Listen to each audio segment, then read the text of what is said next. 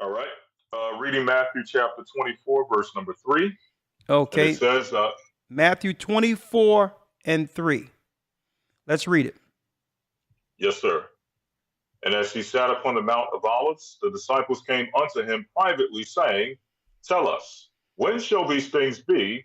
And what shall be the sign of thy coming and of the end of the world? What shall be the And you, sign of thy coming and the end of the world? Read. jumping down to verse number 6. And ye shall hear of wars and rumors of You wars, shall hear of what? of wars and rumors of You wars. shall hear of wars and rumors of wars. Now think about this. There's a financial war being waged that have always been waged against our people. I showed y'all today. People coming over poor from South America will have the money to live middle class over our people. $383 a day it takes to house an immigrant family, which breaks down to $140,000 a year per family. At the same time, our people here can't even make ends meet. That's a financial, they're waging war against us and using our people who've suffered before us to do it. They're leveraging these people that they made poor in Venezuela against us. And we're the same people. They're going to have all of us fighting in the neighborhoods for these little crumbs that are left. Only to claim, I have no idea how crime is going up. It seems as if we need to do something about this crime. Okay. Let's lock up a few more people and or worse. Right? Read. And ye shall hear of wars and rumors of wars. See that ye be not troubled, for all these things must come to pass, but the end is not yet. But the end is not yet. All of these things must come to pass before what? The times of the Gentiles are at an end. Them having that flag and all that, when you see that flag and all that around, you have to understand when someone is what? When someone is marking their territory. Flags are emblematic with Esau. Okay? What happens when Esau, when Esau would take over territory? He would stake his flag. So when y'all see flags all over the place that's representing a certain sexuality, that's them marking territory. That's war.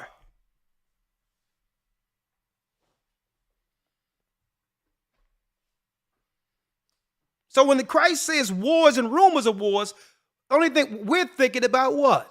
Hiroshima and Nagasaki.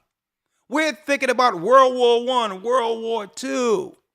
We're not thinking about the psychological wars, biological wars, things like Tuskegee experiment and how that's playing out even till this day to some degree. We're not looking at financial wars, social wars, urban wars. I mean, look at what we just went through the last couple of years where almost everyone lost a loved one and people are falling out dead with no explanation right now. If people can die like this, why pay the military to do anything if you're getting the same outcome? Right? And I'm going to tell you something about the benefit of government replacing you with non-citizens.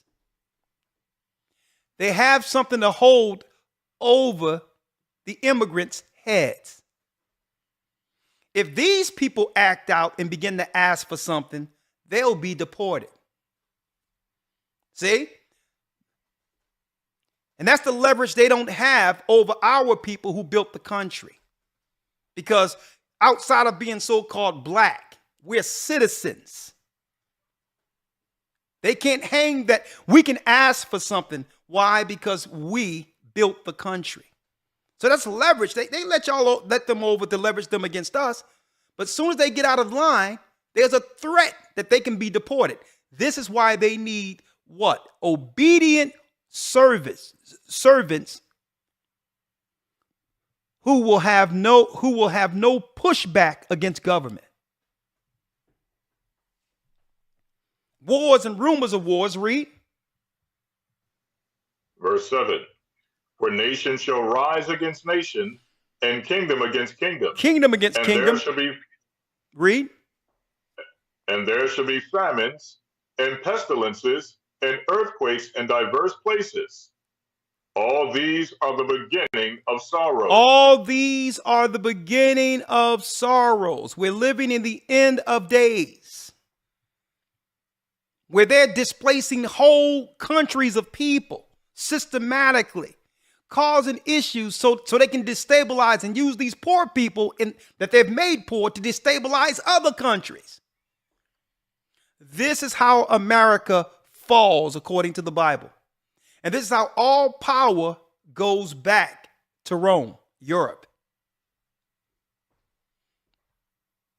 Because America isn't America at all if there's no Americans left. See? This is how they deteriorate Babylon, the quality of Babylon, with people who are used to a lower standard. Now, suppose that happens and other people have children who are saying, well, at least what we have here is better than the country we fled from. So when the standards are lowered, it's lowered for everyone. See? Babylon the Great is fallen. It's fallen. It's systematic. It's systematic. This is warfare. The Bible. Is it hard to understand? When it comes to reading the Bible, the first thing that comes to mind is the fact that this is the Word of God. The seals have been broken, and the truth is here. And when we go throughout the scriptures, when we go throughout extra biblical records, we find that the language that God employed, that He used to create the heavens and the earth, was the Hebrew language. Christ said, I came for the lost sheep of the house of Israel.